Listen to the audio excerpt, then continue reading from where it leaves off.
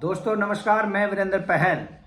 आज की इस मेरी वीडियो बनाने का मकसद है कि जो खरी खरी न्यूज चैनल यूट्यूब चैनल चलाते हैं, हमारे एक साथी हैं कुलदीप शौरान जी,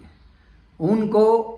भूपेंद्र हुड्डा और दीपेंद्र हुड्डा का इस तरह का फोबिया हो रहा है कि उनके दिमाग मानसिकता पूरी तरह से विकृत हो चुकी है, भटक चुकी है। और उसी के चलते वो अपने जो खरी खरी न्यूज के चैनल के दर्शक हैं उनको गलत जानकारी प्रस्तुत करना शुरू कर दिया है और कुछ भी अनाप शनाप बकना शुरू कर दिया है।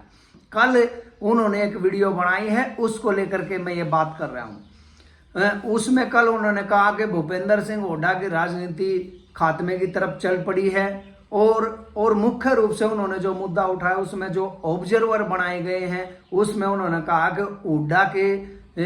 साथी भरोसेमंद जो हुड्डा ने नाम भेजे थे उनको ऑब्जर्वर नहीं बनाया गया। तो उसमें उन्होंने ये बात कही है, जैसे कुलदीप शर्मा है, कुलदीप शर्मा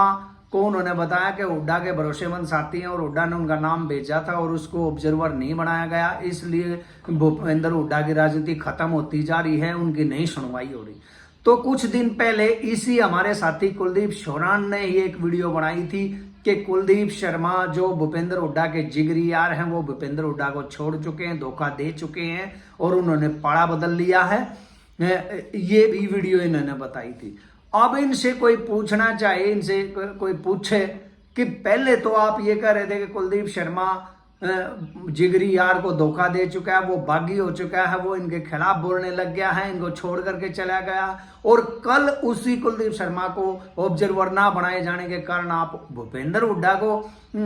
नुकसान बता रहे हो। तो पहले तो अपनी मनोदशा को ठीक करिए, अपने मानसिक उपचार करवाइए और अपने दर्शकों को ठीक ठीक जानकारी प्रस्तुत करिए ताकि आप पर भरोसा बना रहे। इस तरह की फिजूल बातें प्रस्तुत करके आप लोगों को गुमराह कर रहे हैं और सारी चीजों का एक ही कारण है कि जो चौधरी भूपेंद्र और दीपेंद्र हुड्डा के जेलसी और उसके जलन की आग आपके तन बदन में लगी हुई है, उसका धुआं आपके विचारों से निकलता साफ दिखाई देता है, जो पूरी तरह से दर्शक समझ चुके हैं। लेकिन मैं आपके और आपकी तरह ही चौधरी भूपेंद्र सिंह हुड्डा और दीपेंद्र हुड्डा से जलने वाले लोगों के लिए एक खबर लेकर के आ रहा हूं, जिससे आप लोग पूरी तरह से जल भुन जाओगे। कल की ही बात है, चौधरी भूपेंद्र सिंह हुड्डा और दीपेंद्र हुड्डा का कद ना केवल हरियाणा बल्कि देश की राजनीति में बहुत ऊपर उठा है। राहुल गांधी ने एक सभी जो इंडिया गठबंधन के दल थे उनसे कुछ दिन पहले फोन पर बात करी थी कि एक मीटिंग करी जाए, एक मुद्दा उनको बताया था। और कल वो जो इंडिया गठबंधन के 16 दल हैं उन सब दलों की एक मीटिंग हुई, जिसका नेतृत्व कांग्रेस की तरफ से करने के लिए आदरणीय सांसद दीपेंद्र हुड्डा जी को भेजा गया था कांग्रेस की तरफ से, राहुल गांधी की तरफ से। ये कहीं ना कहीं दर्शाता है कि दीपेंद्र हुड्डा की काबिलियत पर, उनके संघर्ष पर, उनकी विचारों पर कांग्रेस पूरी तरह से उनकी निष्ठा पर भरोसा करती है। इसलिए ही पूरी इंडिया गठबंधन का नेतृत्व करने के लिए कांग्रेस की तरफ से उनका नाम सामने रखा गया। और दीपेंद्र हुड्डा ने कल उन सभी 16 घटक दलों की बैठक ली और उसमें यह निश्चय हुआ कि सब ने,